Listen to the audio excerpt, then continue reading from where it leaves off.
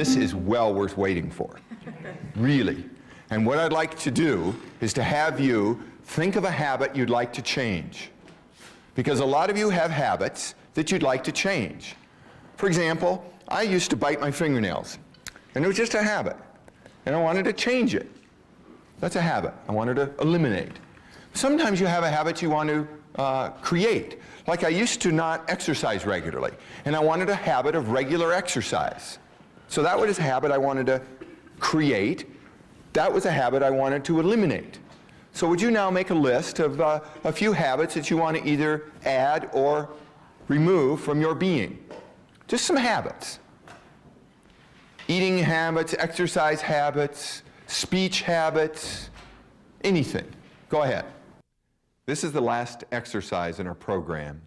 And like all the rest, I ask that you participate fully by writing down what habits you'd like to add or eliminate from your life. By writing those down and going through this next exercise, I think you can take another step on really creating the life of your dreams.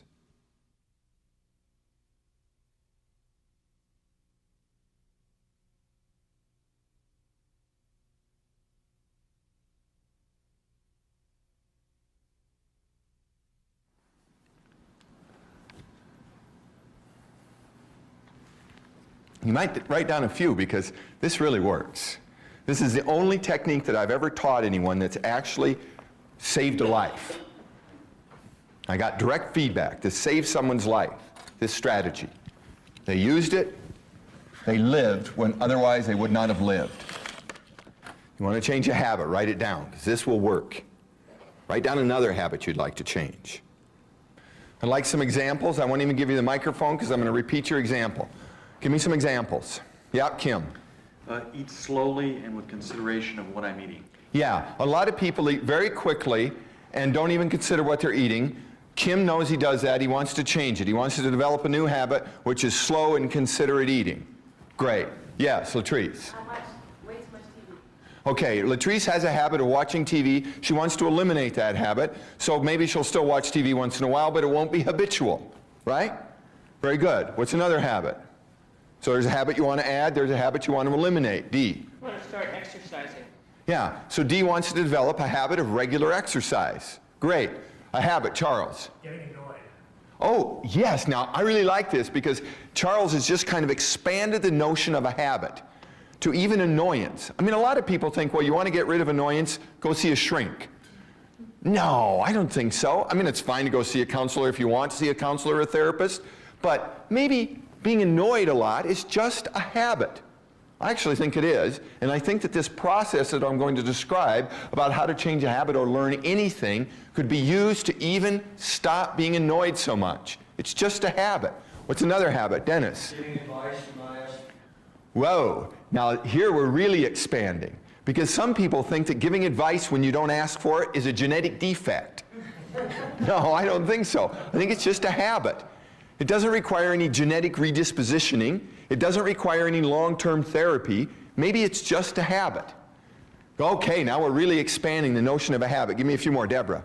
Using my cards, planning on a scheduled basis. Planning on a regularly scheduled basis. Yes, it's just a habit. And you can change. If you don't have that habit, now you can develop it. What's another one? Yes. Not expressing my thoughts or feelings. Now once again, Kim's kind of expanding on the notion of what a habit is. He's saying that maybe a habit is not expressing your thoughts and feelings, not being expressive. Maybe that's just a habit. Whoa. Yes, David, one more. Barking orders. Barking orders, yeah. Being like too assertive, too aggressive, just barking out orders. Maybe that's just a habit. I think so. Dolores.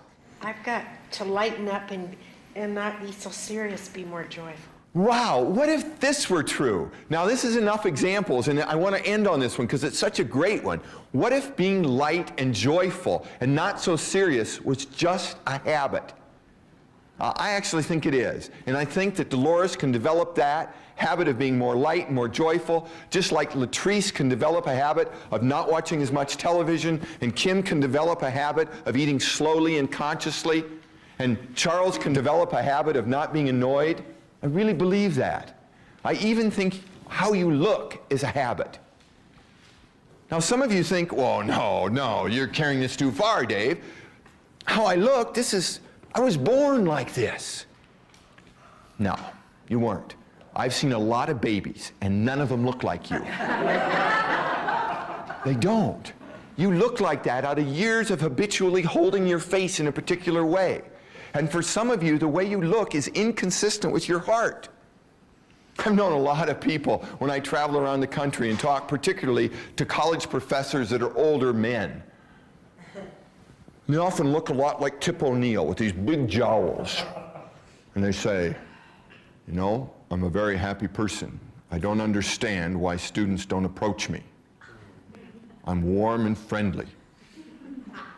Now, being a guy that likes to grant people their reality, I say, of course you're warm and friendly. Obviously you are. And someone ought to tell your face.